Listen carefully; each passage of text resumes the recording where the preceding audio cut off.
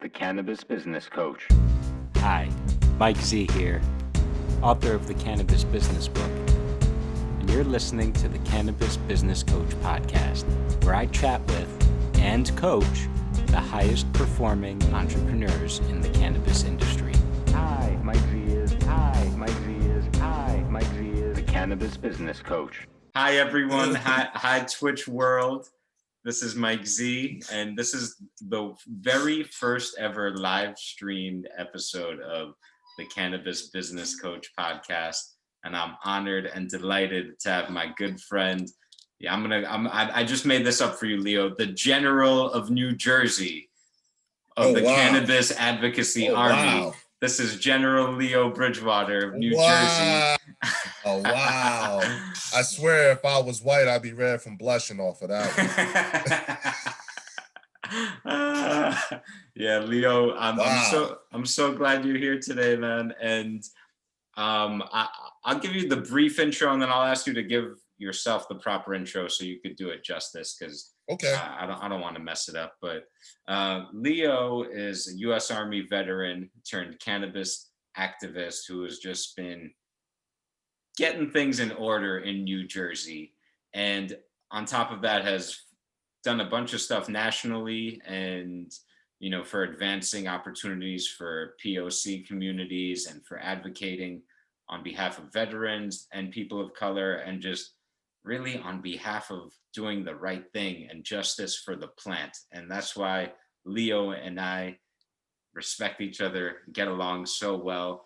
I don't remember when exactly we met. It must have been years ago at a High and Y event, but it was High and Y. So however many years ago that was, that's when we met. Yeah, and I've just seen the evolution of Leo, just kind of from day one. Exactly, to now really making a massive difference in Jersey. And I suspect the fun is just getting started, because next week it looks like New Jersey will go adult use, and I'm sure we'll chat about that a little bit today. But Leo, if you don't mind, could you just give yourself a more in-depth, proper intro for the folks watching and listening and twitching with us?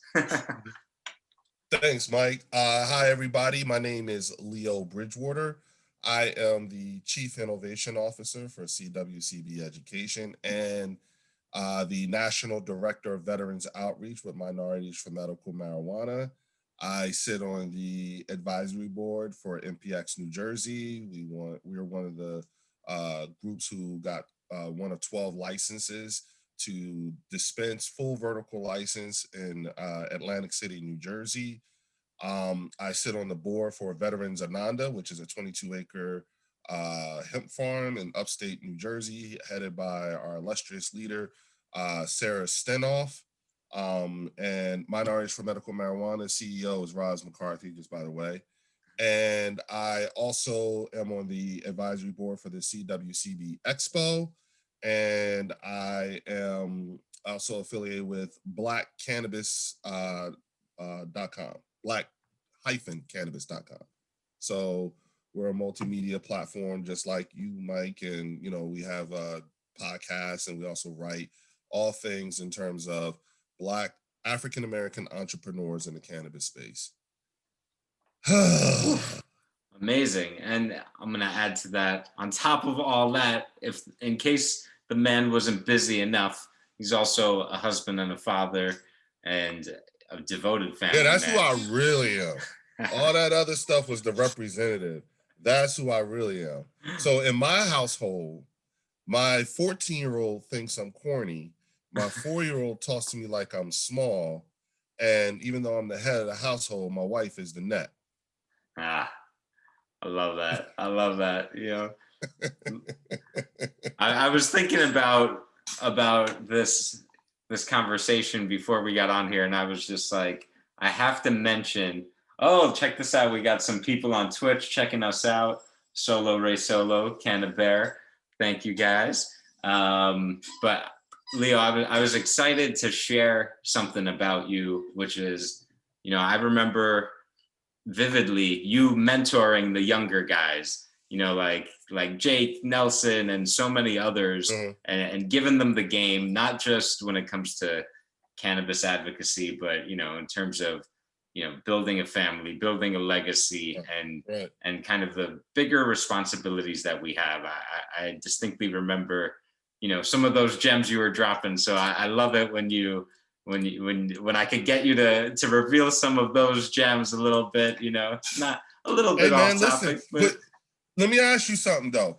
Yeah. All that stuff, right? Because like I recently just did a debate with the New Jersey weed man just a few days ago, right?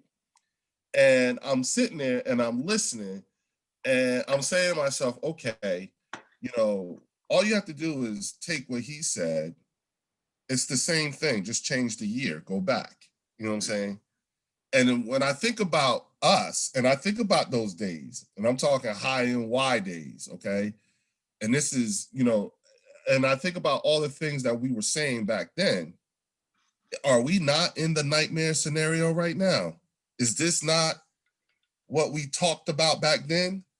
You understand what I'm saying? So for me, I'm saying to myself, if we're truly going to be, good stewards of history, then we have to actually, or good students of history, then we actually have to live out those things that we talked about. We talking years ago now, plural.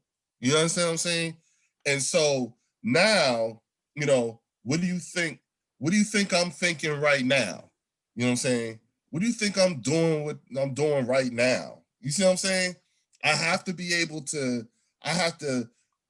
It's like, all right, you know what? I could show you better than I could tell you. That's where I'm at right now. I can show you better than I can tell you. People like look at Nelson and Jake and all those yourself. You know what I'm saying? Look at Josh. Look at Ronnie Soto. Look at where everybody is right now. Look at where Gia Marone is. You know what I'm saying? Look at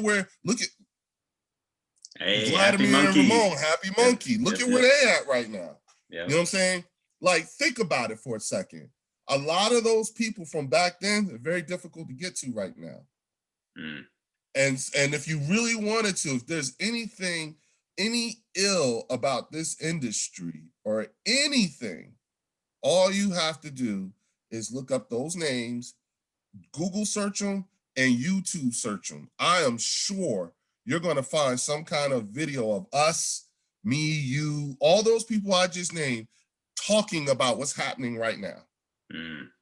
Yeah. We just didn't give it real names. If you think about it, Mike. Yeah. And I mean, really, and the best part about this particular conversation is that I know I'm not lying because you was there. That's the problem. That's the thing. You were there. That's right, man. It's like what about in Jersey when we was at the country club and we sat out back? Right. That was fun. I remember that, man. That was a good one. That the barbecue and the all the good stuff, man. Yeah.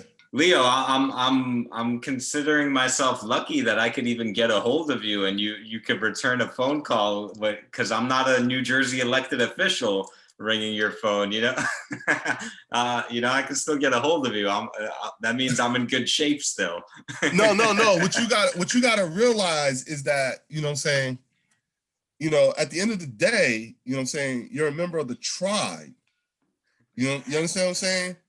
And the tribe might be small, you know what I'm saying, but we're everywhere. You know what I mean?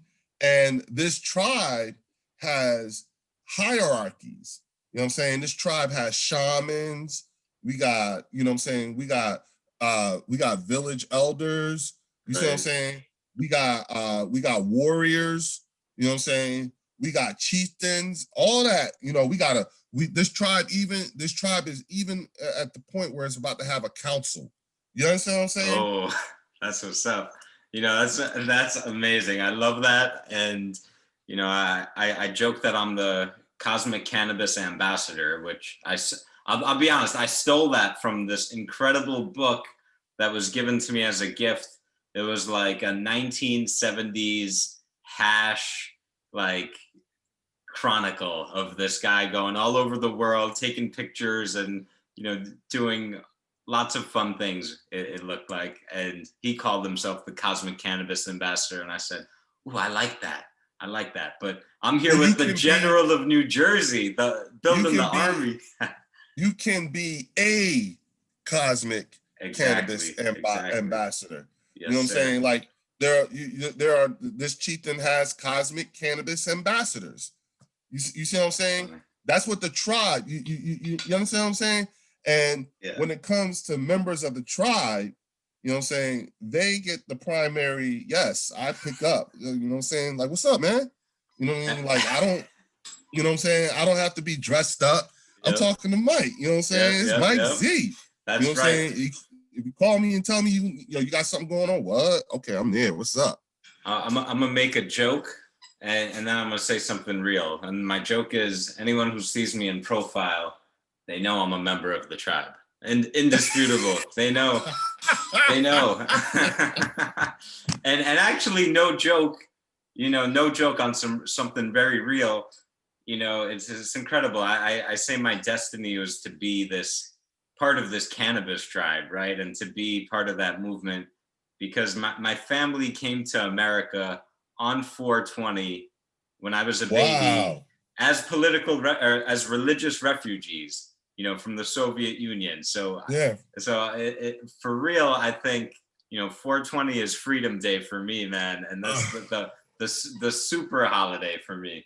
But Leo, really, one other thing I want to say, because this is so much in line with what I try to, the message I try to preach is, I'm not trying to be anyone other than Mike Z. And when people tell me, hey, what about you're competing with this person or this group is doing this, and I say, I laugh at them and I say, you don't understand. First of all, for years when I was doing the High NY events, people would come to me and say, hey, Mike, this is great. I like what you're doing.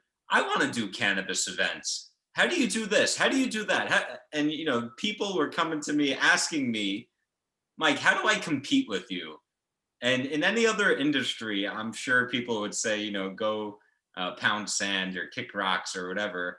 And you didn't do that. No, I would give them the blueprint. I would say, hey. And you would come. Yeah. And you would come. That's the thing.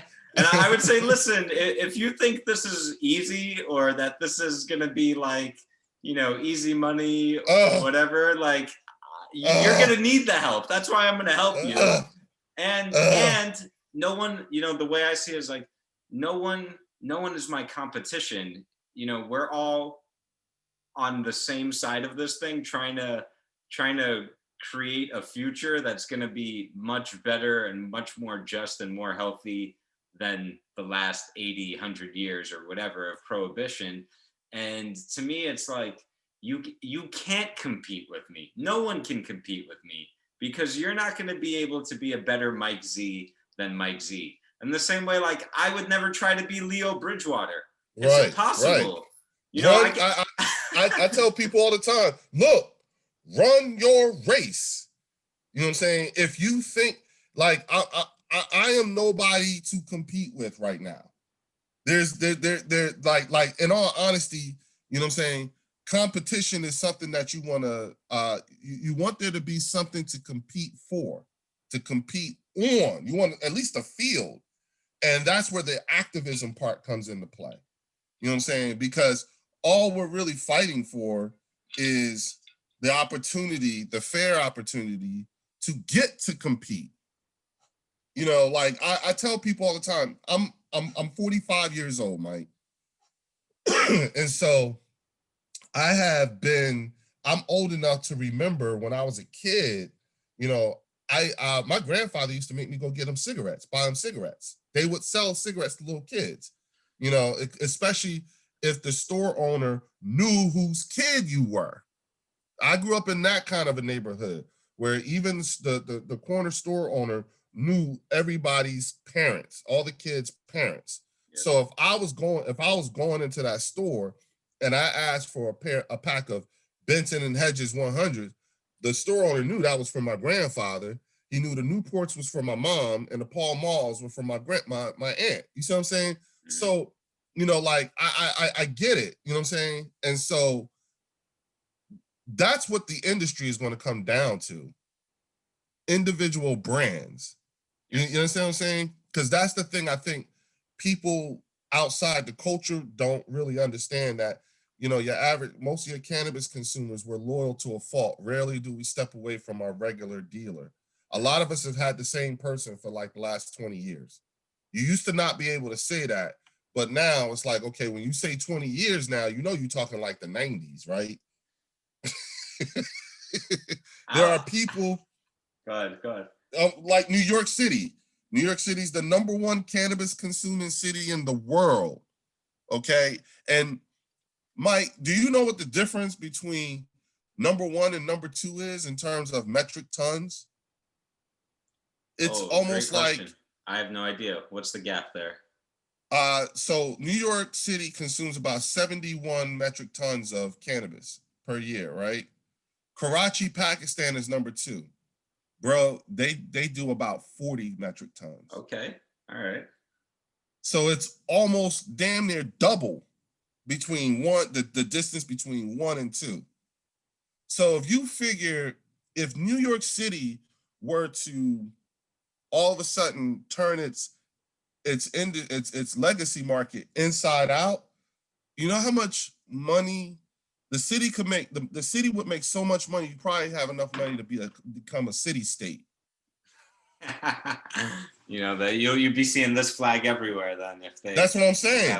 That would be like, it would be the thing. It would, because you look at everything else that's going on now.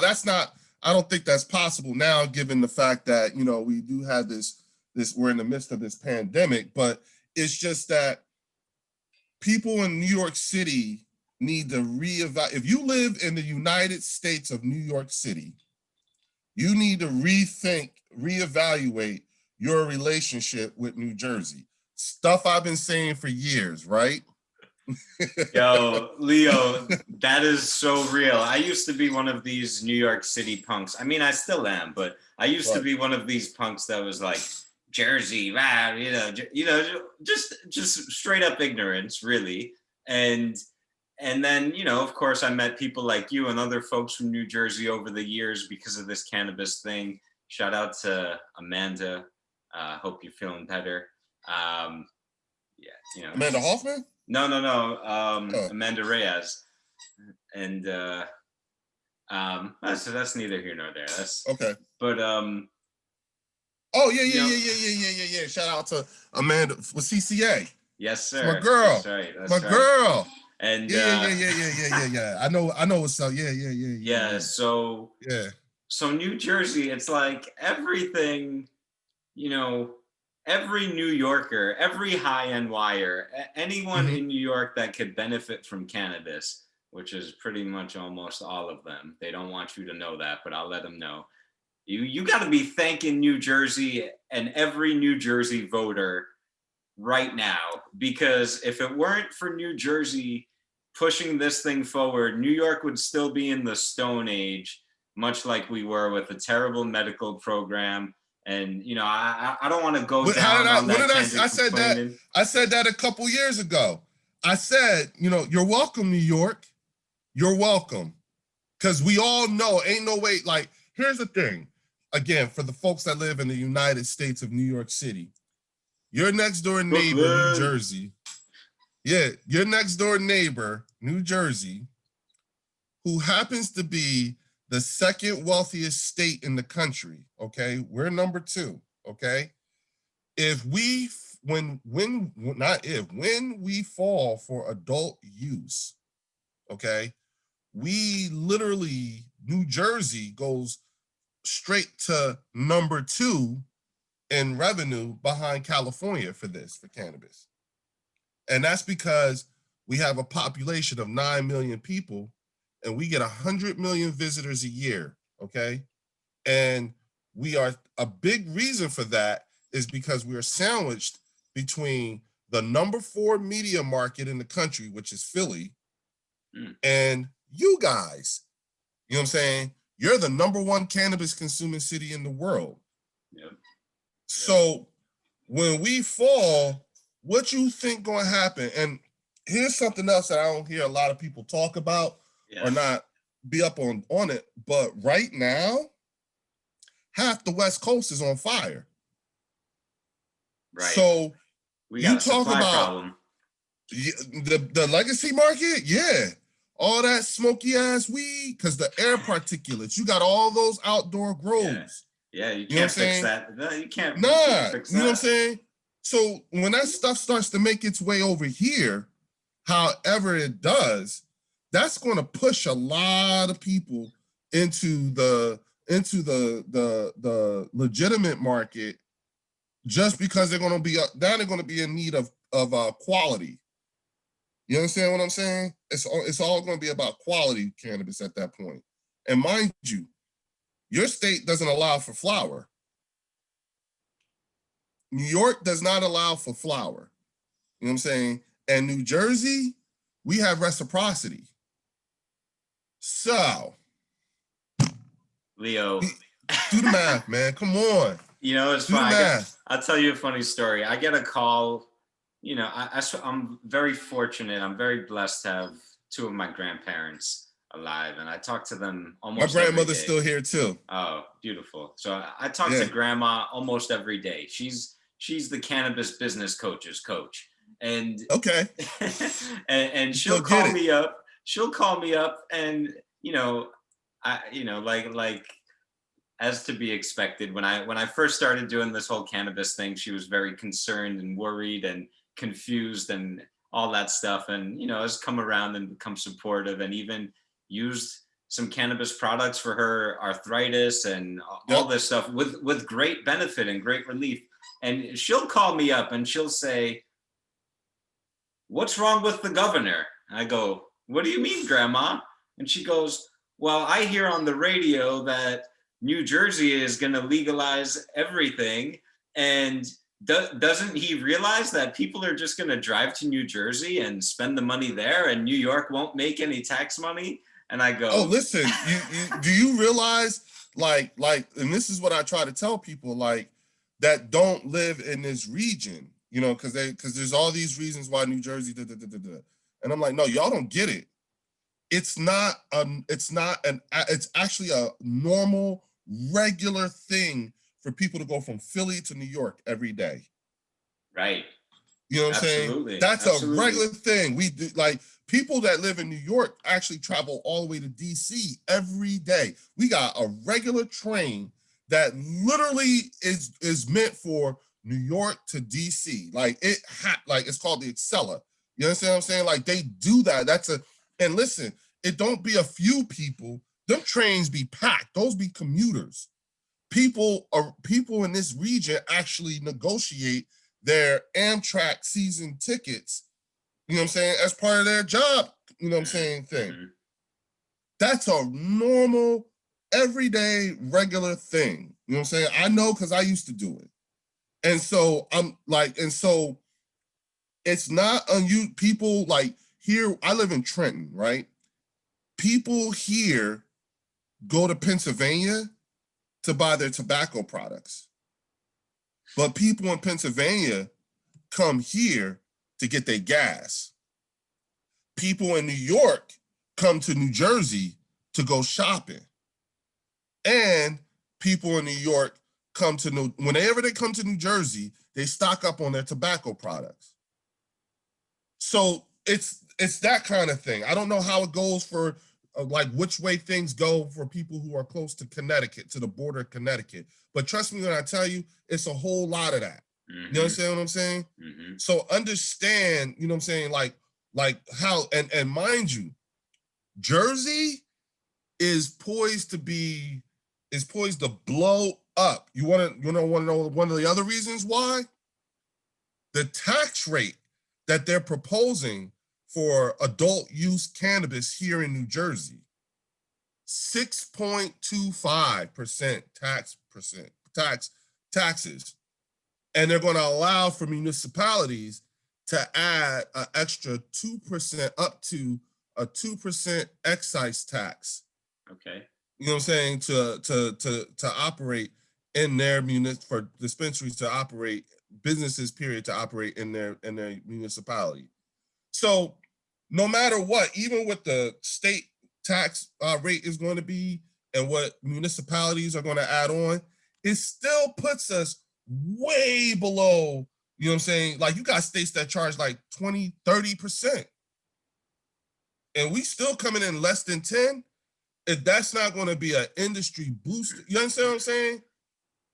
Trenton, New Jersey was ranked number 18 in top 20 IT prepared cities in the country. The capital city of New Jersey is the only city in this state that made that list, and that was a CompTIA list. You see what I'm saying? And so, you know, people are starting to realize, and I'm also looking at how it looks like New York's bleeding because people are leaving. You know what I'm saying? So this COVID thing hurt a lot. I'm looking at the businesses and everything like that. You know, people, I don't know what the hell is going on, but like in my neighborhood, it was a bunch of houses for sale. They gone. And people came like, I got a new neighbor here who just bought a house from Brooklyn. You know what I'm saying? And people are starting to figure out like, oh shit, this city's like a little gem. You 30 minutes from Philly? And then they're discovering this whole new city. And then you can get to the beach in like 45 minutes. You can be back in the city in like an hour and some change. And then you could be in Philly in 30 minutes. And you're talking about within a 250 square mile radius of Trenton, you're talking 27 to 30 something million people. Come on, money. Like, yo, you know what I'm saying? If you think about where you could be at, the strategic location, the whole 9 yards, you could be in the Catskill Mountains, you could be on the beach, you could be, or you could be in the city.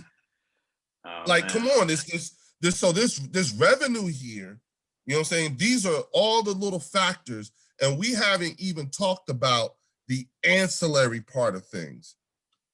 If you think about it, the ancillary businesses, who made the most money during the California gold rush? The people that didn't even touch, the people that never touched the gold. You know what I'm saying? Some of them still around, like Levi's. You know what I'm saying? All because of that. You know what I'm saying? Levi's has the California gold rush to thank for its success. And so where we are right now, me, you, and everybody within the sound of my voice, we're the only ones that's going to experience the end of prohibition on cannabis that can do something. Right. It's a beautiful thing. It's a beautiful thing. Well, yeah. And a big responsibility. And it's the things, this is the things that, it's these types of thoughts and things that we talked about from before is what keeps the lights constantly on in my head. You know, these are the things, I go to sleep with this on my mind. I wake up with it on my mind. You know what I'm saying? And I don't mean it like in a burdensome way that it's on my mind. It's not in a burdensome way. It's just that I see it. We've been like, look, I told you, my wife, she has a PhD in mathematics, okay? And my 14-year-old thinks I'm corny and my 4-year-old talks to me like I'm small. So the times that I get to be 100% right about anything in this house, but with this cannabis thing, I'm 100% right. Yes, sir. You understand what I'm saying? Yeah. And so, and not only that though, but I'm 100% right.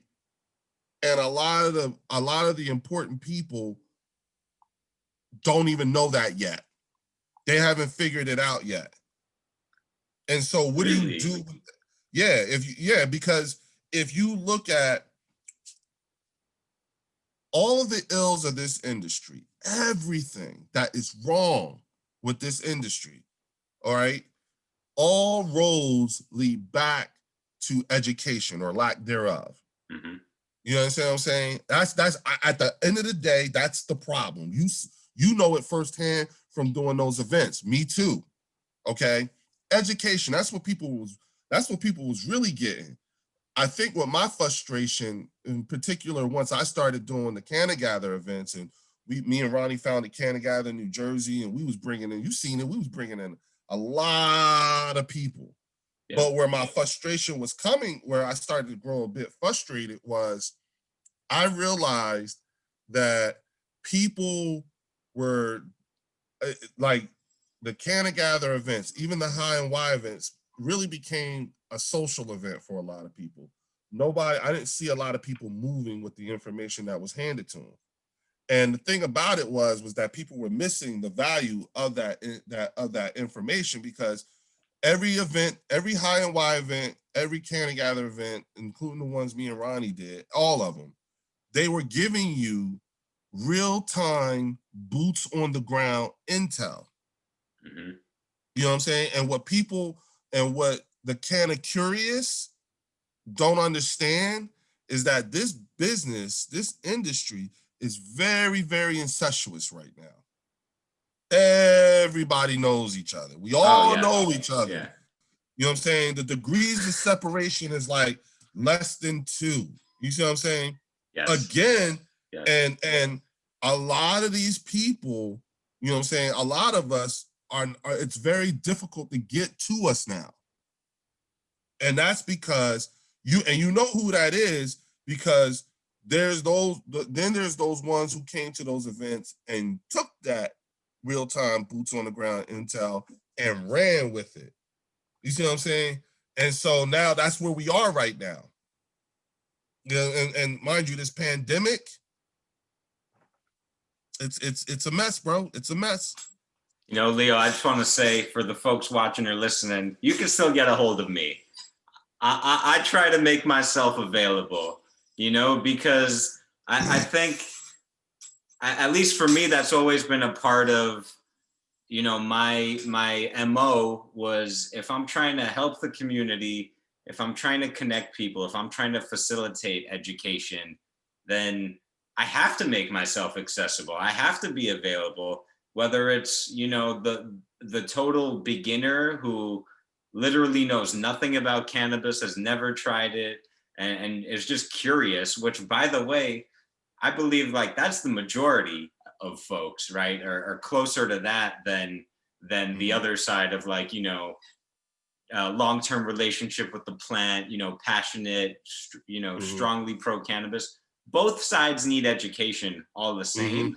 But I feel like, you know, part of my responsibility as a leader is to be accessible to anyone and everyone. And, you know, until they prove to me that, you know, this is not a good person, this is not a good actor, this is, you know, an op, you know, then I say no thanks. Or if they're trying to exploit or take advantage, you know, there's no shortage of those folks. But, you know, I think,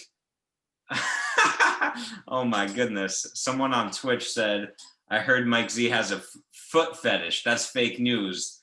That's fake news. I'm traditional, old school TNA and personality. Come on, man. But that's funny. Thanks for the Twitch crowd for chiming in. They're saying they love the conversation. I'm loving the conversation. Okay. It's always a great conversation with Leo. Absolutely, man. Leo, I want to ask you, oh man, I have so many questions for you, but I want to ask you, you know, what do you foresee some of the opportunities in New Jersey for people that are going to want to get involved, that don't really know the entry point? And second part of that question, what do you see as the challenges or concerns with, let's say the bill passes, you know, or the vote passes rather, which it seems like from everything I've heard, it's basically a done deal. But, you know, what are some of your concerns as far as actually execution, implementation? And I'll share my big one with you, is that it's going to get slowed up in politics and bureaucration, just like, absolutely, you know, the last round of licenses, correct me if I'm wrong, are still tied up in litigation or, absolutely, you know, disputes and whatever. And what was it? Was it last summer they did that, or 2 summers ago? They like, and all those folks who are now in this current stalemate, you know what I'm saying? They ended their year with a lawsuit that held up the process of actually issuing out licenses, who would get it, who didn't, right? And COVID hit. and they were supposed to, I think they were supposed to come to some sort of resolution back in May. But when COVID hit, it threw everything off. You know what I'm saying? Not to mention the fact that, like, as of today, we have medical. So this was all being done. This is all done under the Department of Health, and that's what was holding things up. In all honesty, if you were serious about this industry, you would be using that time. You should have been using that time that things were held up to get your own business affairs in order. You see what I'm saying? Because, these things with these licenses, if you're, again, a good student of history, every time a state has an RFA and then they issue out licenses, people get mad because they didn't get a license, and then they sue, and then there's the holdup. So this is, this is pretty much par for the course. It's just what's different is with the COVID thing. That's the only thing that threw the whole process off. And that really hurt a lot of the applicants. I think I want to say like 800 people applied for licenses or something like that. It was a big number, you know what I'm saying? And, however they all got whittled down, the team that I'm a part of, we were the last group to actually be issued a license. So we're not in that. We're not held up from that. Nice. That's not our hold up. But in terms of for the rest of the state, if you're someone looking to get into this, 98, and Mike, 98% of the people who come to talk to me about this industry think that they have to do a business that actually touches the plant. Right. And then when you find out all of the costs that go into actually opening up a cannabis business, a plant touching business, once you understand the cost of the equipment, the cost of the product, the cost of growing and all that stuff, then you really understand why it costs millions. You know what I'm saying? Yeah. Unfortunately, you have a lot of people out there who think that it costs millions because it's a racial thing. And it's like, no, that's just the way that's just how much equipment costs and all that other stuff. Are there other factors that, are there racially motivated factors that that create the barrier to entry? Absolutely. You know what I'm saying? But you have to understand in intricate detail what that is. In the meantime, what I'm really, really, really, really concerned about is not whether or not adult use is going to pass in New Jersey. What I'm concerned or focused in on is what's the count on the number of people that say yes? Because see, that number, it's not that it needs to pass, that it needs to pass overwhelmingly.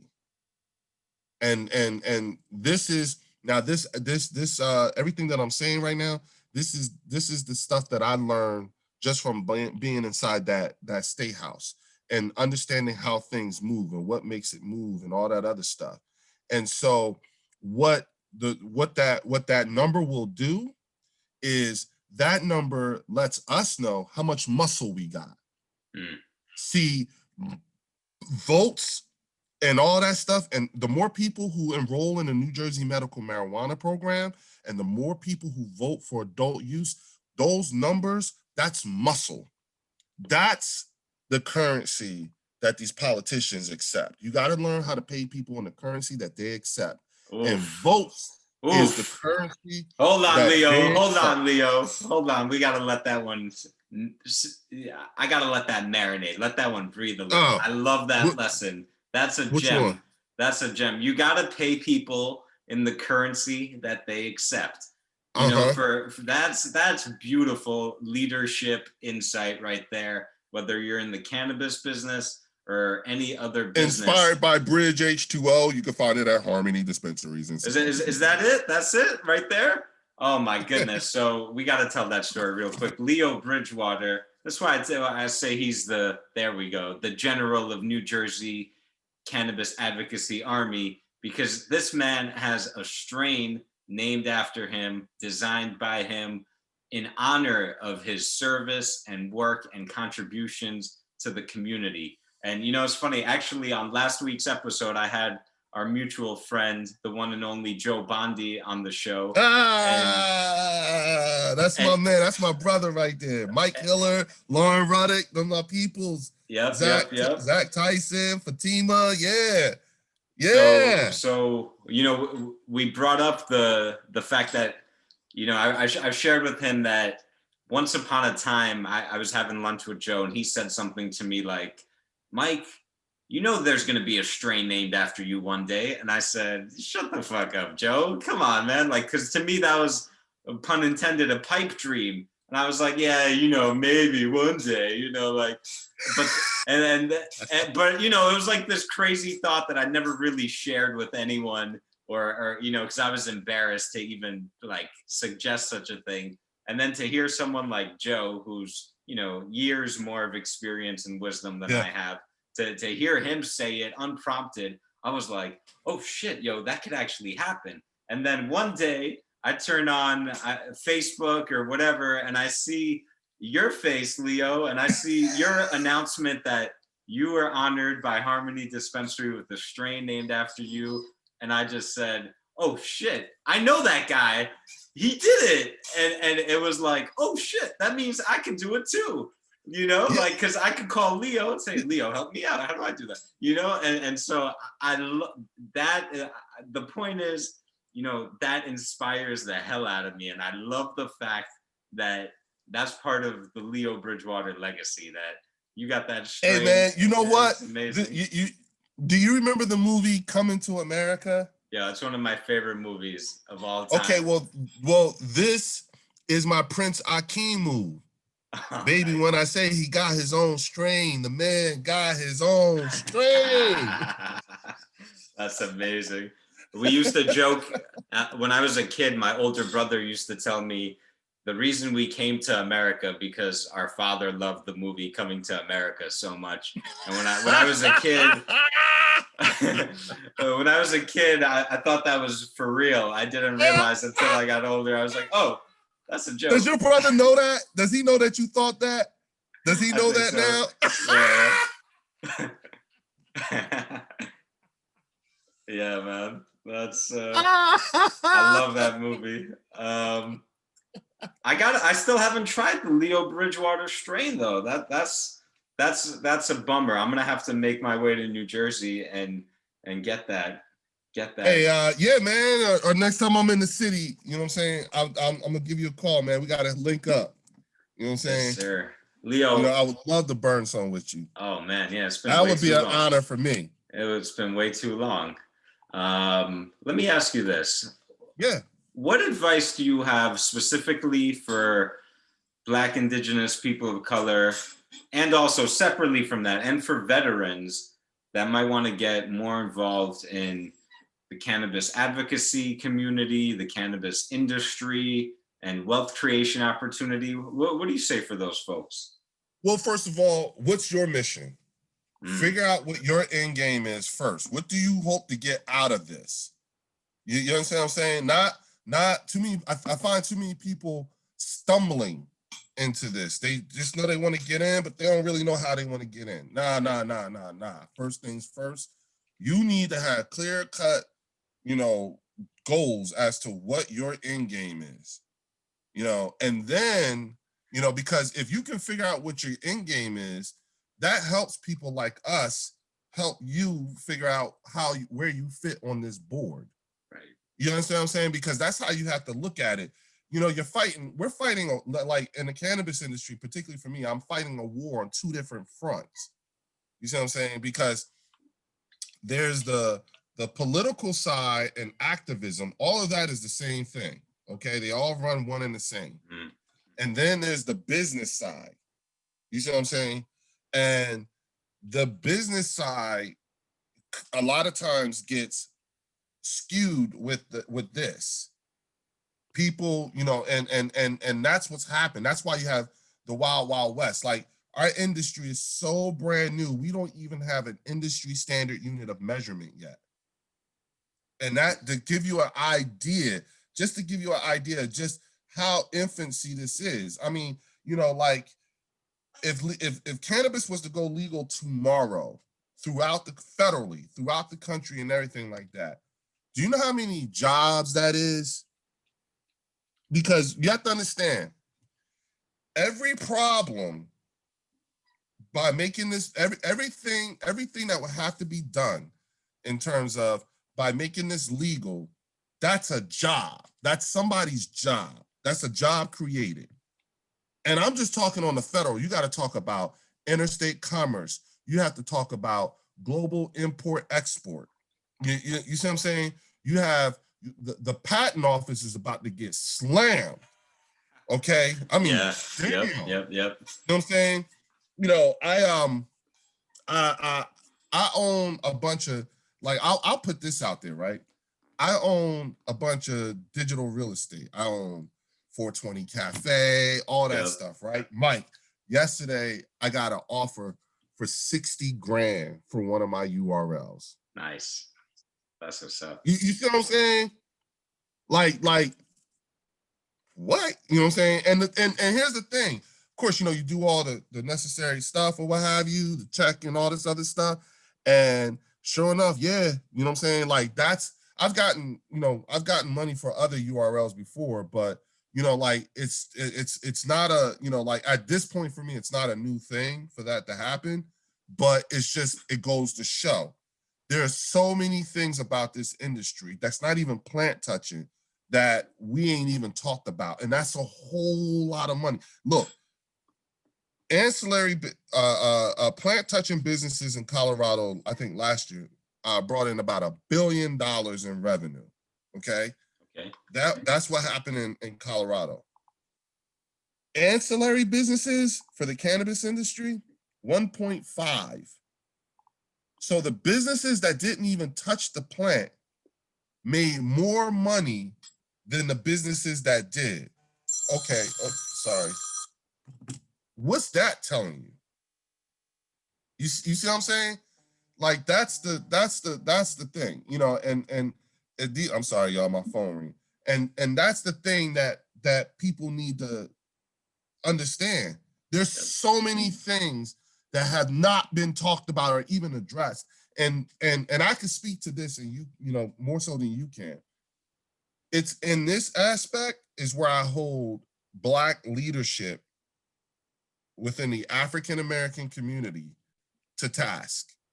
This is where I hold them to task because, you know, remember when I said we're the only ones that's ever going to experience the end of prohibition on cannabis? You know what I'm saying? Okay, for me, the number one hardest group of people to talk to about this is Black church people. That's the number one hardest group of people. And you have to understand, traditionally, the Black church has been looked at as the gatekeepers to the African American community. But most people don't realize that Black church people are really, really, really, really conservative. You know what I'm saying? And so more so than what you would see on Fox News. Okay. And so at this point, when you talk about how we're moving in this space, at this point, the science has been there for years. We know what this really is, but we've been absent as a whole from the economic impact conversation. And that's because we can't get past the social justice aspect of it all. And now, where we are right now, this is that nightmare scenario that transcends minority inclusion in the space. Because now this pandemic, because now the states really need the money, the country needs the money. And when you talk about, you know, cannabis legalization, we're talking about brand new, unaccounted for, off the books money. I ain't talking about moving funds from one department to another. You know what I'm saying? Nah. We talking brand new money. Yep. And because we've been largely absent from this part of the conversation, you understand what I'm saying? We're not, and now we're in a state where now this is where ballot referendums are dangerous. This is why they're dangerous, because you're talking about changing the wording of the state constitution. You know what I'm saying? And if you've been absent from this conversation or you refuse to have it, you know, we you know what I'm saying? Because it's going to go without you now. You know what I'm saying? And, you know, not wanting to have meaningful discussions or not knowing what to ask for. And remember when I told you education is a big deal? You know, education is a problem just by, in the state of New Jersey, just look at the wording of the ballot question. Look at the way that ballot question was worded. And it points to how much lack of education is a problem. Because in New Jersey, the ballot question was, should the state of New Jersey tax and regulate, amend the Constitution to tax and regulate, you ready for this? A form of marijuana called cannabis.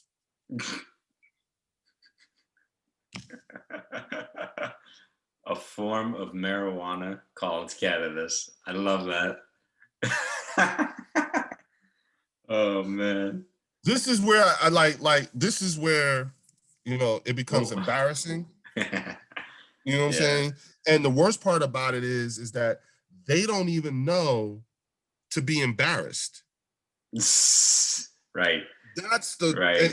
And mind you, the same people who came up with that question and let it ride all the way out without catching that, you know what I'm saying? That's the same people that's making the rules to this. Mm-hmm. And you want to be absent from the conversation? Oh, Jesus Christ. Right, okay. right. So what do you think somebody like me who's been, you know, doing all this hooping and hollering since high and wide and can together and all that, what you think I'm doing? I'm up here trying to mitigate the collateral damage from not being a part of that conversation by doing the things that I'm doing now. Because then when I speak, I'm coming from a place of credibility. That's what needs to happen now. You know what I'm saying? Like, we have lawmakers here, the people who are going to be making the rules and stuff like that. These people, Mike, they still say gateway drug here.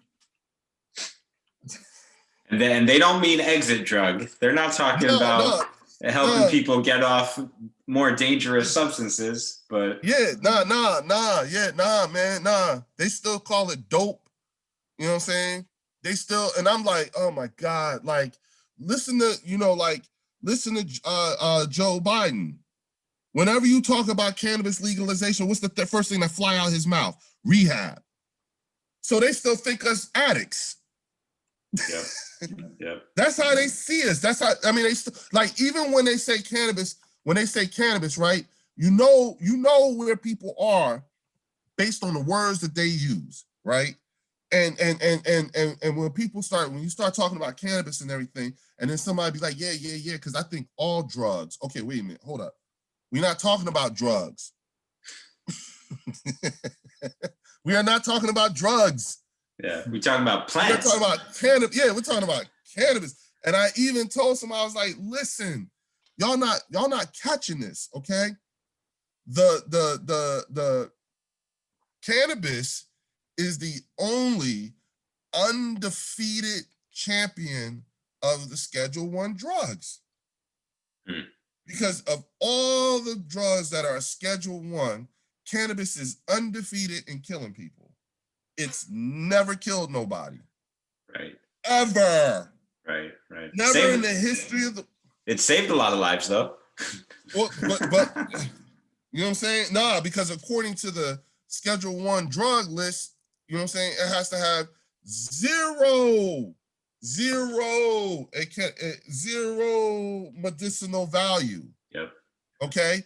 All people, listen, in order for a drug to be considered a Schedule I drug, according to the definition of the United States DEA, right, it has to hit 3 marks. It cannot hit 2 out of 3. It cannot hit 1 out of 3. It has to hit all 3 marks in order to be a Schedule I drug. Mark number 1 has to have the potential for abuse, okay? Mark number 2, it must be so dangerous that a doctor must administer it. You would need to have a doctor to administer it, okay? Number 3, it has to have 0 medicinal value. Those are the 3 things that they use to make a schedule, to list a drug as something that's Schedule 1, a substance, a Schedule 1 drug, okay? It has to have all 3, not 2 out of 3, not 1 out of 3, no, all 3.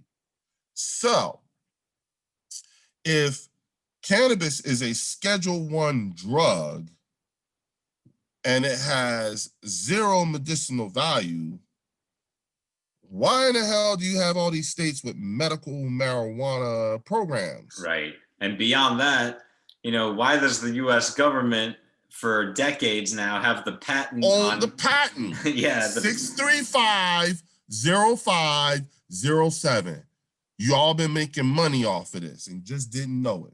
Right. The patent is for, I believe, cannabinoids as neuroprotectants or anti-inflammatories, which is like basically the entire CBD everything, right? And a whole lot of other stuff. But the point goes sounds back like to...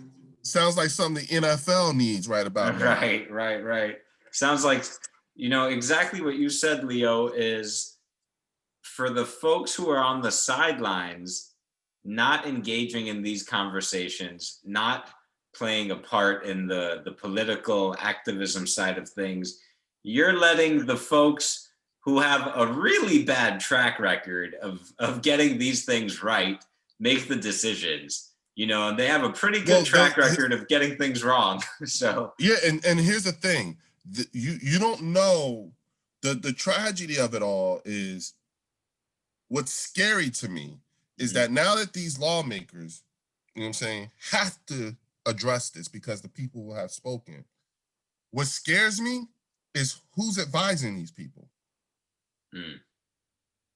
Who are you talking to, lawmaker, when you decide to put this stuff in this framework of a bill and everything like that? Who are you have you inserted yourself into this conversation to ensure, like when you talk about equity, inclusion, and all that stuff, if you ask 10 different activists, what is equity? You're going to get 10 different answers. Right. Okay. But the thing about it is that all 10 answers historically have always fallen short to what real equity means. People think equity means ownership, in a business and everything. But when you talk about equity as it relates to the cannabis industry, then you need to expand what you include to be equity. And equity isn't just an ownership of a business. I want equity in the policy making. I want equity in the enforcement. I want equity in those jobs that's going to come from this new department. I want the people who inspect these businesses to look like me too. I want equity is really from the proverbial rooter to the tutor. I want it all. Because the thing about it is that when you talk about, like these, like people like to use the term reparations when it comes to cannabis. I do not like using that term when talking about the cannabis industry, because I think if you apply the reparations to the cannabis industry, you devalue the word reparations in terms of what is owed to us. So I do not like to put, as an African-American man, I do not like to put cannabis and reparations in the same context. With that being said, now, I do believe in restitution. I do believe in being made whole. And y'all use this plant to do something to me, African-American man. You know what I'm saying? And so I do feel like I need to be made whole. I should be. I actually have a legitimate claim.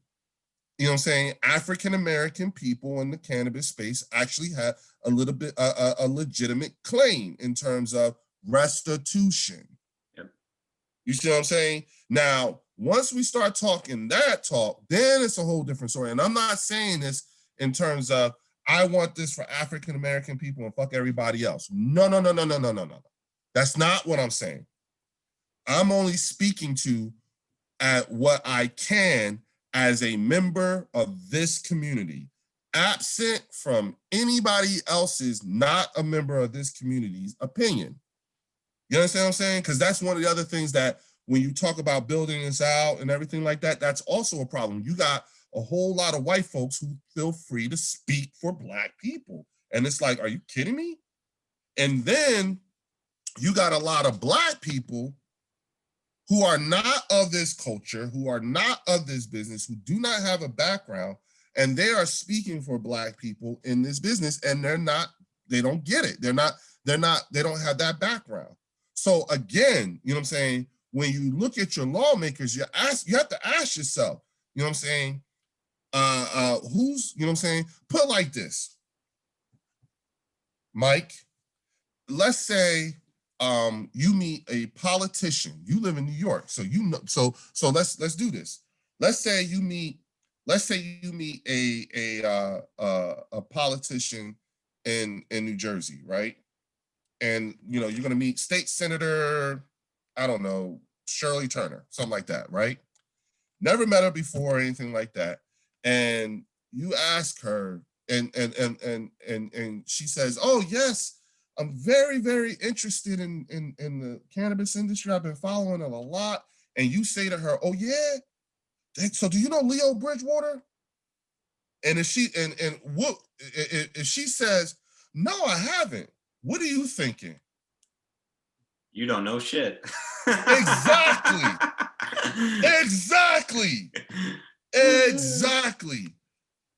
At this point, if you don't like there's certain names that those of us in the culture we know. If you saying you all this, but you in New Jersey and you don't know who Leo Bridgewater is, yeah, really? Then who do you know? That right. would be my question. There's certain names like you're gonna throw out names when people tell me, "Yeah, man, I'm big, I'm tight in New York." Oh, for real? Yeah. So do you know Mike Z? Do you know Jake Plowden? Do you know Nelson Grill? Do you know? Like I can throw out a whole lot of names, and they'd be like, "No." I'd be like, "Are you really?" I don't know. Sound fishy. Yeah. You know what I'm saying? Because Yeah. what's the first thing we're gonna do? We're gonna get on the phone. Hey, yo, you ever heard of so and so? Right. Do you know how many emails do you get like that? I get them all the time. Yep. You know what I'm saying? That's the thing about that's the incestuous part about this business, this industry.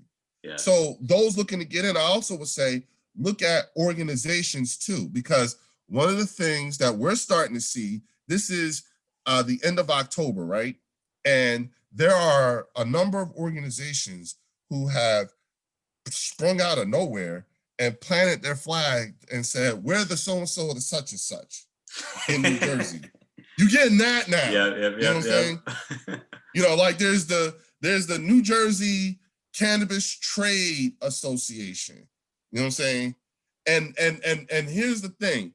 What you're going to see is, because we have the New Jersey Cannabis Business Association, we have the New Jersey Cannabis Industry Association, we have the New Jersey Cannabis Trade Association. Okay? More coming soon. Exactly. And you know what they want to do?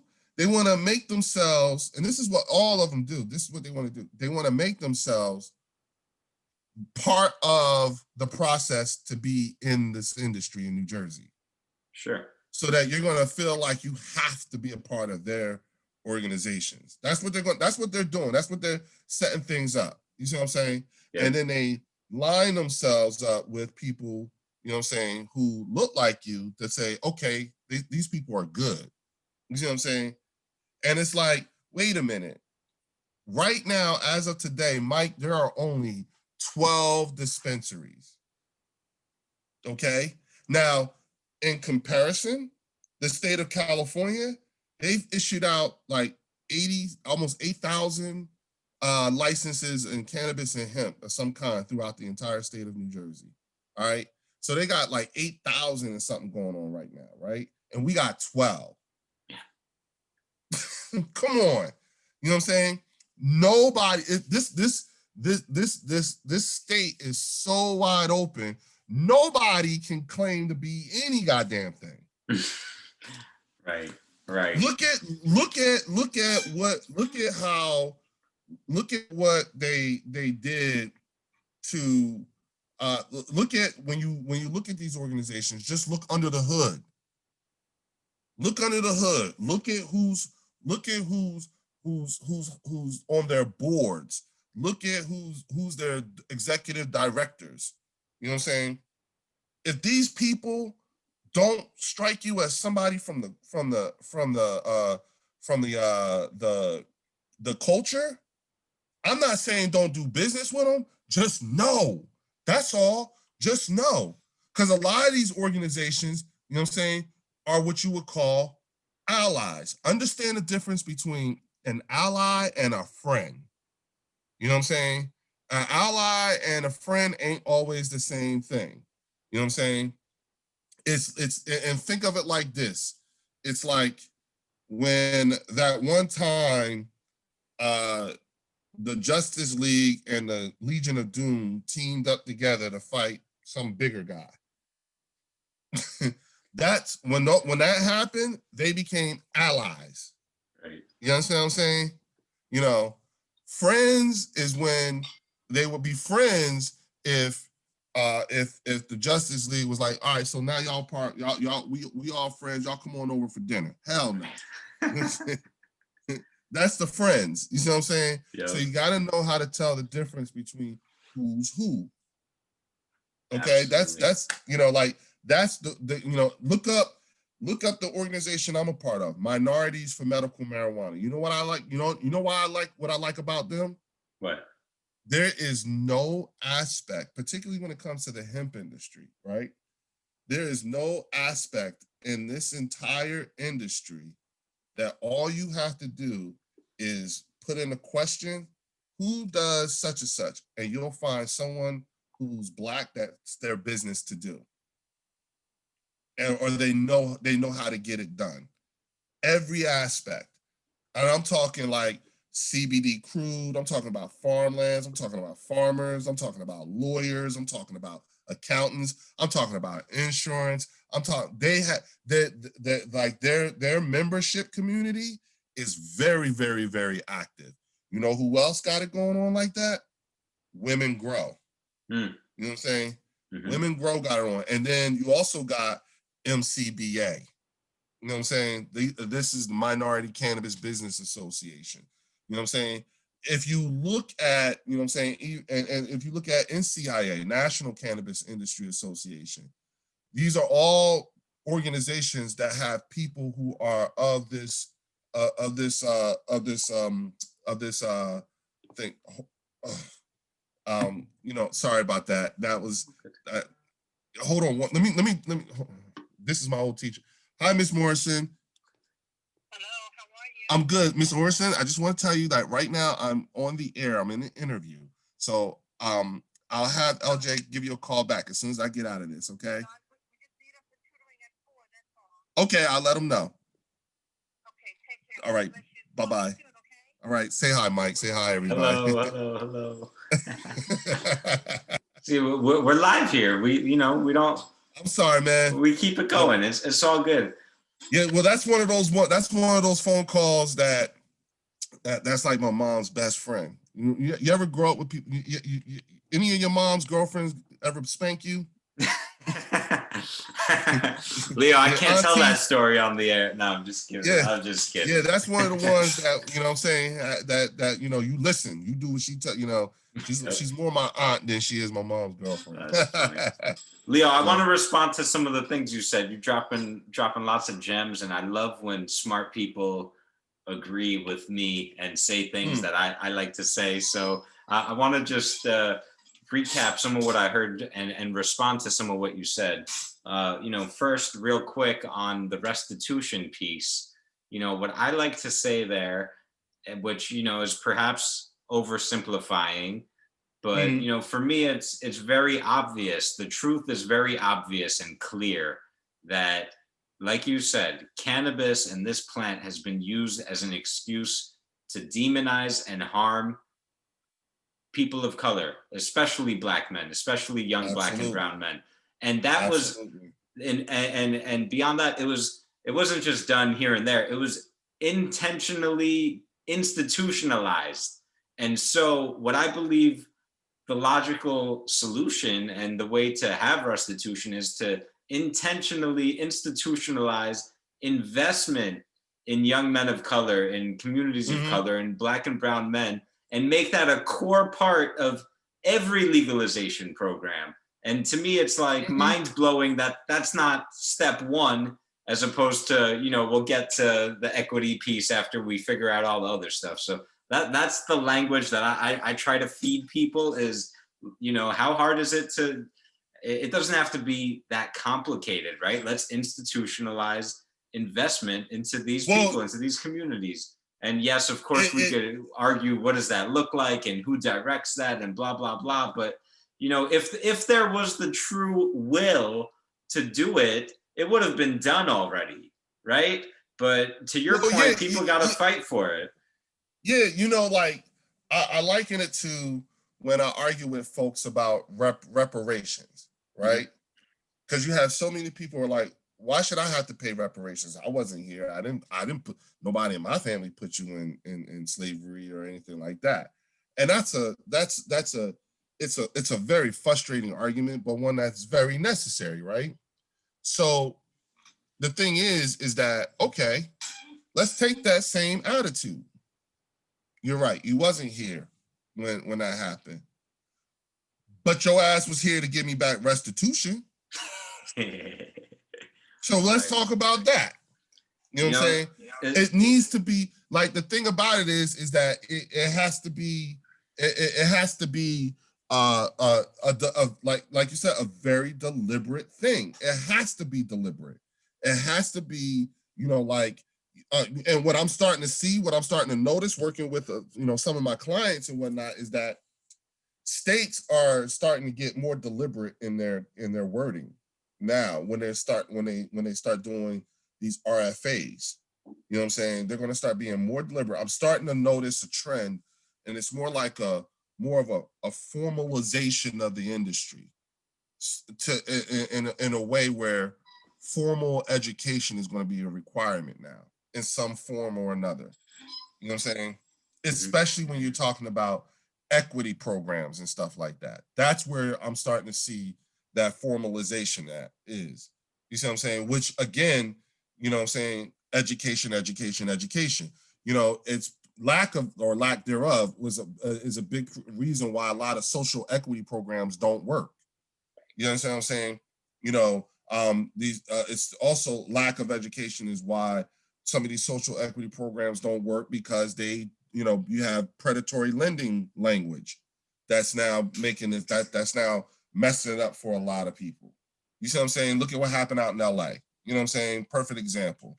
You know, there's a whole lot of, you know, like these, like our lawmakers, if they had not kicked the can down the road, like put like this, when we were trying to get this legislatively legalized, if they had done it then, we would probably be opening up first sales of adult use cannabis this January.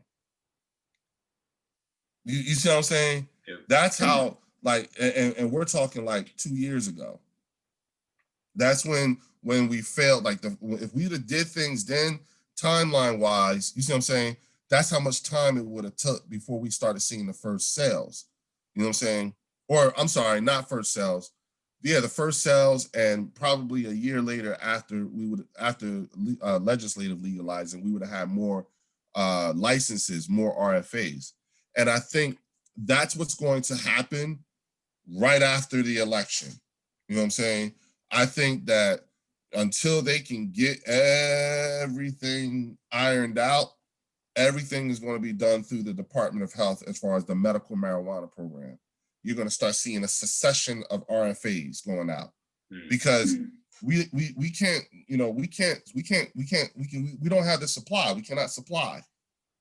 With only 12 dispensaries, and you talking about all these people coming over here from New York, you know what I'm saying? If we're going to, it's one thing to legalize and everything like that. It's a whole nother thing to actually have it. We ain't got no product right now. we don't, it's not even grown. It's not physically here. They can barely keep up with the 90-something thousand medical marijuana patients they have now. You know what I'm saying? So these things are definitely, like all good problems to have. You know what I'm saying? Because all it is just more opportunity. I would also tell people to get your book, you know what I'm saying? Yeah. And to get Dashida's book. Them are the two books I would get. Because by the end, if you do everything in those books, that should actually help you really focus in on where you're going to fit in this industry. You know what I'm saying? It truly is a get in where you can fit in type of situation. Yeah. And then if not, you make your own path and you fit into your Right. own, carve out your own niche. Right. And Leo, Right. It's funny, actually, the advice you gave is completely in line with what's in my book. You said a couple of things that are like totally pillars of my book, which are, you said, what's your mission? I have that as start with why. Why are you getting into cannabis? Wwhy are you doing this to yourself? Yep. Yeah. And then what's your end game? What are the goals? What does success look like? You have to plan for success. You're never going to get there if you don't know what that is. And also I'm always a big proponent of ancillary, and education, you're an ancillary. You're actually an ancillary. You know what I'm saying? I'm an ancillary. You know what I'm saying? I like it all, like I tell people, like somebody said to me, oh, I want to get in this business. Really? What do you want to do? I want to own my own dispensary. Okay, let me ask you something. What's your role going to be? Like, you're going to be the person to check the IDs? once you get this dispensary, what do you intend to do? Like, how do you intend to are you just someone who wants to throw money at this and then, you know what I'm saying, let other people do all the work? That's okay too. I just need to know, like, people like me, we need to know, what's your level of involvement going to be? How much effort do you want to do? Because I'll be honest with you, this is, it ain't cool. It's not easy.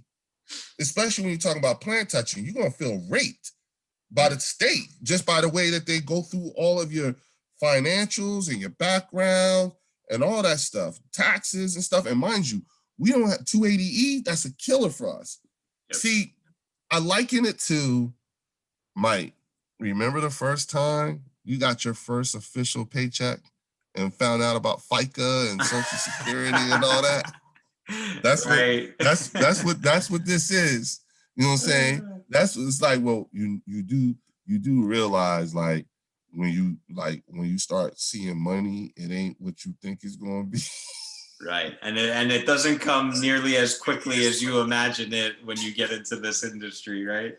Yeah. Just because you have these dispensaries that are making, hundreds of thousands of dollars, that don't necessarily mean that you or you're a millionaire. You know what I'm saying? It don't, even as the owner, you know what I'm saying? $1 million businesses that generate $1 million revenue does not make you an instant millionaire. It takes a while before you yourself are a millionaire. Absolutely. That's people are not understanding. They're getting in awe of the wrong kinds of numbers and the efforts that it takes to really move in this space.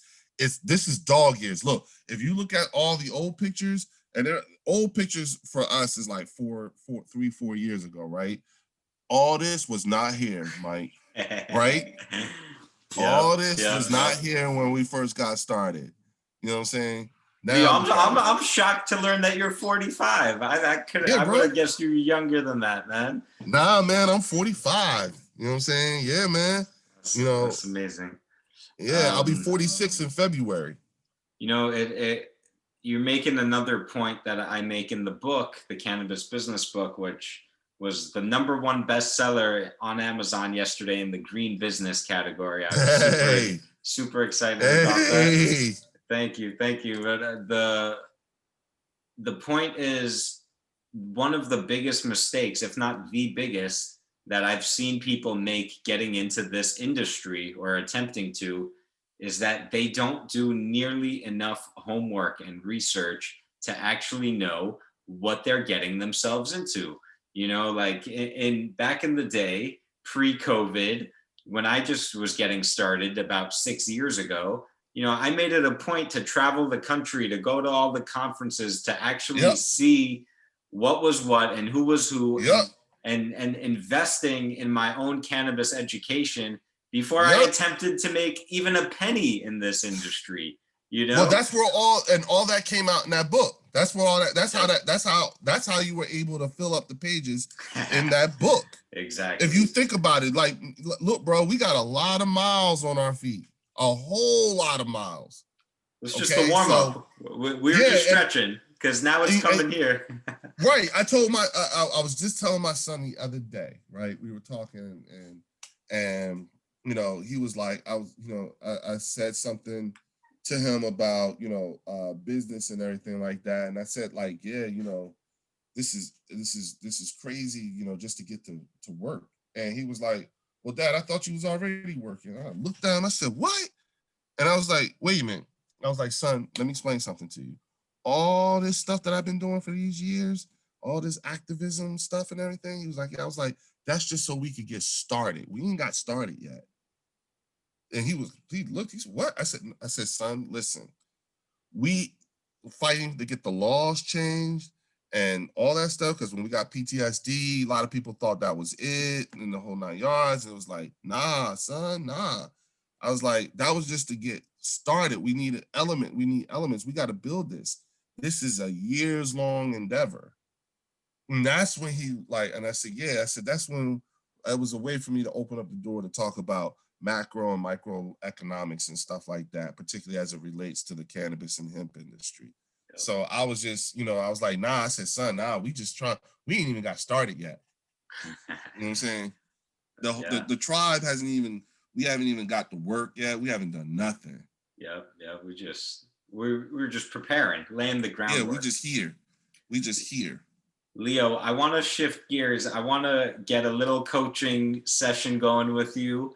And absolutely.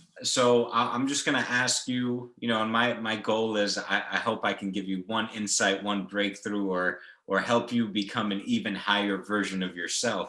And so my question for you is, what's your biggest business buzzkill or roadblock or challenge right now? My biggest roadblock is how do I it's changing or it's the perception that a lot of the Canna Curious see in me. How do I'm having a hard time with getting folks to not confuse my way of doing things and my way of saying things. I feel like people get it confused. They get my urgency confused with arrogance. You know what I'm saying? Like it's not arrogance. Anything, all the things that I said today, all of that. This is all urgency, not arrogance. I don't have time for that. I really don't. This is, this business is already filled with enough egos as it is. You know what I'm saying? Right? I mean, come on, Mike. You know some of the people we know. Hold on, I'm sorry. No worries. Yeah. So I'm curious. Let me ask you a quick follow-up question, which is, what is that costing you? This confusion that, some people, if these potentially Canna Curious folks are maybe seeing you as arrogant and missing the urgency, what's the harm there? What's the cost there? Time. This would be the time for like right now. This is before November 3rd. Mm-hmm. Okay. And this would be the time, that the meaningful discussions in terms of how this would look municipality wise, because that's where issues are, how this would look statewide is also where issues are. It's, like, think about it for a second, Mike. You know what I'm saying? This goes legal federally. You know what I'm saying? It means, not just in the state, but federally as well. It means that every single relative, there's a lot of relatives, older relatives, who will now have to eat crow because of the way they treated that one black, quote unquote, black sheep of the family, because he would tip out and smoke him a little bud and come to find out he was right the whole time. You understand what I'm saying? Turns out the crazy ass relative was the one who was doing the right, who was actually using the right thing. You know what I'm saying? And getting folks to, to move past that and understand that we don't really have time to, we don't really have time to do a big history lesson. Not now. If all of the traditional organizations were to say today, okay, we're going to put all our resources and everything behind, the cannabis, getting into the cannabis industry. By the time they are brought up to speed to where they're viable, it's too late. Just from a time perspective, it'd be too late. It'd be too late to have a meaningful impact. Not saying it wouldn't be not saying it wouldn't be a meaningful impact. It just wouldn't be enough. They'd be too late to have a as meaningful impact. Because imagine if the NAACP and the African American Chamber of Commerce and all these different traditional, Black organizations were to truly put their full resources behind those people who reflect their industry, image and values in the cannabis industry. You know what I'm saying? Like that's if they did that, you see what I'm saying, then we'd be time appropriate, but we're not. So yeah, I hear what you're saying. It's basically you're concerned that this lack of urgency that some of these stakeholders and people you're trying to involve and isn't transparent. Yeah, isn't transparent. So how do we communicate that sense of urgency? It's a great question. What comes to mind for me, and this is not coaching per se, I'm just going to give you my opinion here, and maybe that'll inspire you, and maybe it'll spark the conversations in a productive way. What comes to mind for me is, most people, as you probably know, Leo, are controlled by fear more than they even absolutely recognize. And so, I'm wondering, what is the, and my first coach once upon a time shared with me, she said, look, you're either going to be moving away from fear or towards pleasure. So if you're not taking action, it's because you either don't have enough pain or you don't have a big enough vision for what that pleasure or success or gain will be. And so knowing that about 80% of people on average are more likely to be influenced by fear and avoiding pain, I'm wondering, what is that worst case scenario that you can paint for those people and kind of put the fear of God level FOMO into them so that they understand, oh shit, I need to act, I need to move, and I don't need to move soon, I need to move yesterday. So that's what I'm wondering. What is that, what's that big emotional fear or emotional, irrational, kind of unconceivable fear that if they got a glimpse of, they would realize, oh man, I better listen to Leo. I better go get educated. At this point, right? And even though that's my thing, I'm actively working to address that myself, because I recognize that the only thing that actually move people, period, they have to see you do it first. So I actually have to become all the things that I've been preaching about and screaming about. I have to become those things. And like when because then when the time comes and they're ready, like, remember when I told you number one hardest group of people to talk to was Black church people? Yep. Okay. Recognizing that, you know what I'm saying, I had to do what I had to do to address that. You know what I'm saying? And, you know, thank God I met Archbishop Timothy Paul of the Christian Orthodox Church. And they voted on a church ratification that they now support, you know, members who are enrolled in state medical marijuana programs, and they support the usage of CBD. You see what I'm saying? Yep. It took me a while, especially took me a little bit of educating and stuff like that, but I was able to make that breakthrough. You see what I'm saying? So hence a breakthrough has been made. You see what I'm saying? And so now, for me, I have to, so now when the time comes for me to have that conversation, you see what I'm saying? I got somebody with me that gives me a certain level of credibility. That's what we have. You actually have to go out and build these relationships. It's not just, you know, saying, hey, they're the this and they're the that, and so don't talk to them. No, you just got to know, what you're dealing with. And remember what I said, paying people in the currency that they accept. Absolutely. There you go.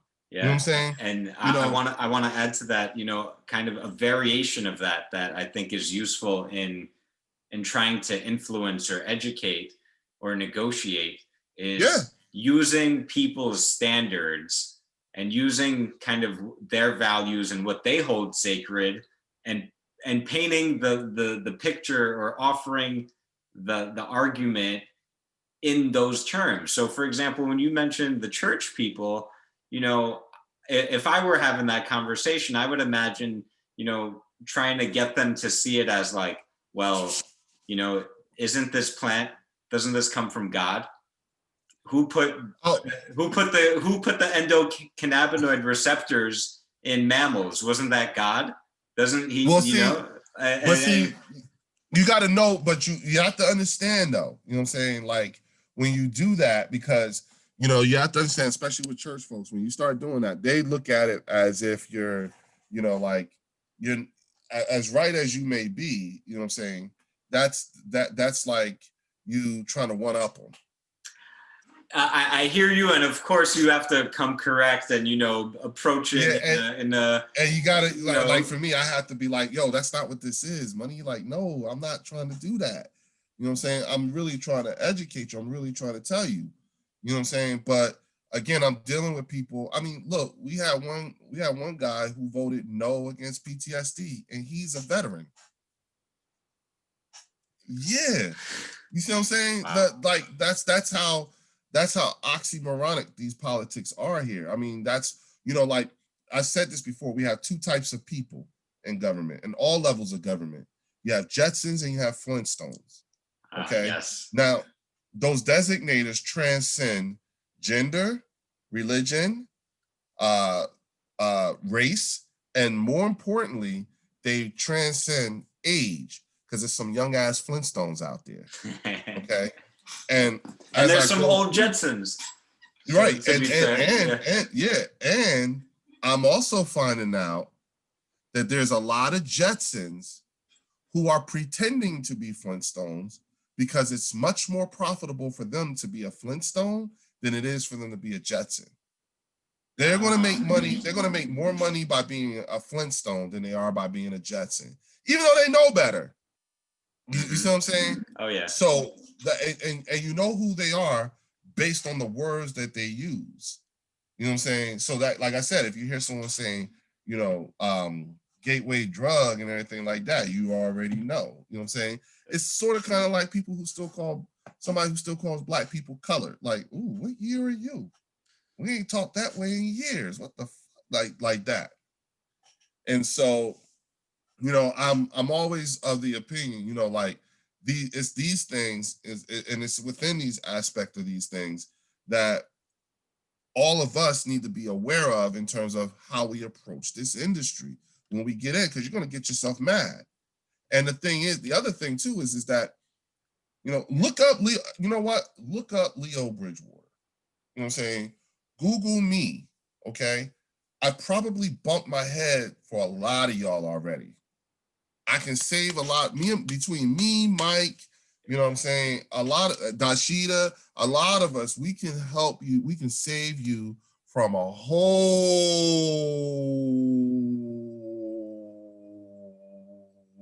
lot of lumps. Okay, a whole lot. You hear the pain in that hole, right? Did you hear that? I love so that. you was there for some of them lumps, Mike. I'm just saying, you know, like we've been through, and listen, there's a whole lot more. If this was a television show, we're in season 8, episode 4. You know what I'm saying? You're still in season 1, so we need you to binge watch. Spoiler alert, it's not a gateway drug. That's the season 1 finale. Right. You know what I'm saying? Again, that's why I wrote the book, Leo. That's why I wrote the book, because I didn't have that. I had to put in the work, you know? Yeah, exactly. You got to put it in. And the thing is that it's just really, really important that, like, all the things that I'm saying right now is not going to apply 2 years from now. Matter of fact, it ain't even going to apply next year. All the things that I'm saying right now. If you think about it, you know what I'm saying, what don't we know right now? Think about all the questions that's going to be answered right now. I mean, that's going to be answered that we don't even know right now. We don't know who the next president is going to be. We don't know if they're going to say yes to this shit. We don't know about how much if they're going to say yes. We don't know what the framework, we don't know what the framework is going to look like. We don't know a lot of things we don't know. They're trying to decide. But voting, active participation, re-engaging in your civic responsibility, that is the first thing that is needed. Because if these politicians and these officials, law enforcement, all these officials, if they know that y'all asses is watching, they're gonna step a little more. They're not gonna be so cavalier in how they do this whole thing. That's what you want. They're gonna think that's what's important about the voting thing, the currency and everything like that. It gives people like Leo muscle. So that way, when I go in there and I'm talking shit to these politicians and I'm saying all this stuff or whatever, I could be like, yeah, and you got 3 million people that just want to know what the hell is going on. Or you got 250,000 medical marijuana patients, because you know what happens? By doing so, now you know what we become by having an overwhelmingly popular vote for adult use, by having a medical marijuana program that has 300,000 people enrolled. You know what we become? A whole new voting block. Yep. You know what I'm saying? That's when the quality of leadership goes up. Yep. That's when they, and mind you, when you got 300,000 people, you know what I'm saying? You know, that's what the commissioner of the medical marijuana program needs. You understand what I'm saying? That's what Jeff Brown needs. He needs big people. When I say big people, meaning lots of people enrolled and all that stuff, because that's his muscle. That's how it works. That's what these politicians know. Oh, snap. When Jeff Brown come in the door, he walking in speaking for about 500,000 people. So they're going to take his call and do whatever the hell he tell them to do. And he only going to do what we tell him to do. That's how it works. But people are disengaged. People want to play around with their vote. I think I'm going to go with Trump. I don't care. You know what I'm saying? My vote don't count. And it's like, yo, that's why we always miss out on shit. That's why we always late to shit. You know what I'm saying? It's this right here. We not even informed, and we ain't trying to be informed. If it ain't got a good beat and make you feel good, fuck it. I don't care. And it's like, no, you need to be plugged in. Like now, we need that. Look, we trying to get people out of jail. You know what I'm saying? Or we trying to keep people from going to jail, which in the state of New Jersey is a thing. That's a thing. They like to arrest. Like the state of New Jersey averages like 32,000 arrests for low-level, non-violent, minor possession of cannabis. 80% of those people look like me. And they also have a report out that shows the combined use of force in the state amongst police officers, right? One cop got more use of force than all the cops combined in the state, right? 81% of those use of forces, people who look like me. So not only does this state like to arrest, but they also like to beat us too. Those are numbers, those are real numbers that exist. That is a real thing. And you want to know what else is a thing in New Jersey? Cops kill themselves here. Suicide is a thing. That's a thing amongst police officers. You can imagine what their asses is dealing with out there. Think about what happened when the Oklahoma City bombing thing went down. You know what I'm saying? Suicide amongst first responders and all that shit went up. You know what I'm saying? Like, people don't realize, you know what I'm saying? Like, it's so bad out there. We got cops that's got PTSD. And you know what else is a thing in New Jersey? Cops do steroids. Roid rage is an issue here. That's a big thing, yes.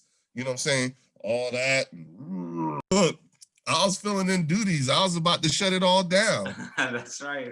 The ops were like, we can't have this going out to the public. We gotta crash Mike Z's computer. Am I saying too much? Am I giving too much away? Is that what it was? It's like, cut him. I don't know, man.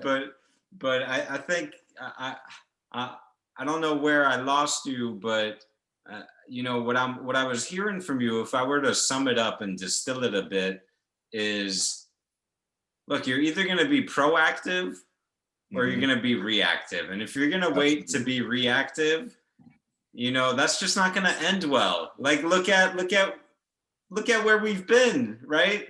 So like, this is really the time to make a difference. Cause like you said, this is only gonna happen once. And if we don't get it right the first time, you know, it's gonna be very much an uphill battle that no one is gonna, you know, it's not gonna be pretty.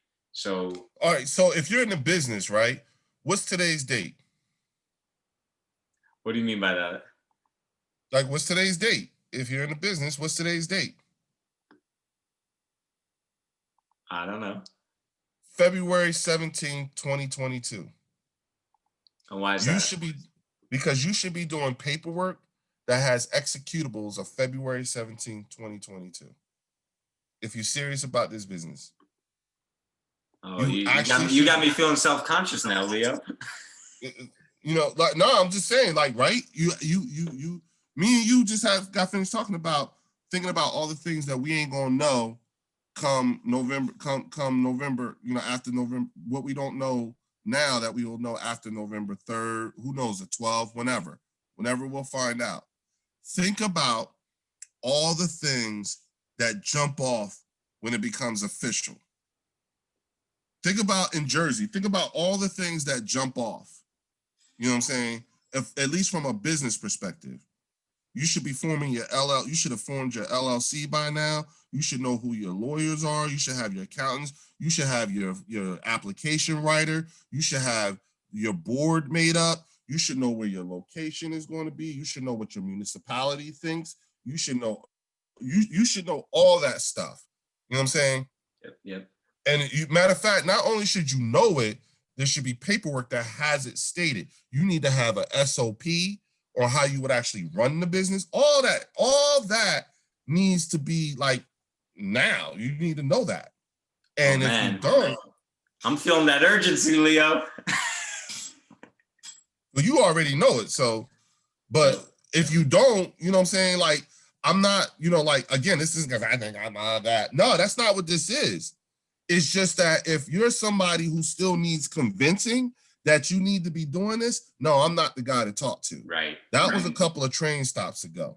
Yep. You see what I'm saying? That was high and wide, can gather all that. That's when you should have called me. Now you need to be an already activated entity. You know what I'm saying? To get my attention. You know what I'm saying? Now, am I saying I'm unapproachable? Absolutely not. No, please. Like you said, you know, what's your best ability as a leader? Availability. You understand what I'm saying? If you ain't here, it ain't gonna work. You see what I'm saying? Yeah. If it ain't here, it ain't gonna work. And the one thing that I have learned, and this is where the value of veterans come into play, because it's a fact. You have the greatest military in the history of the planet. That is a fact.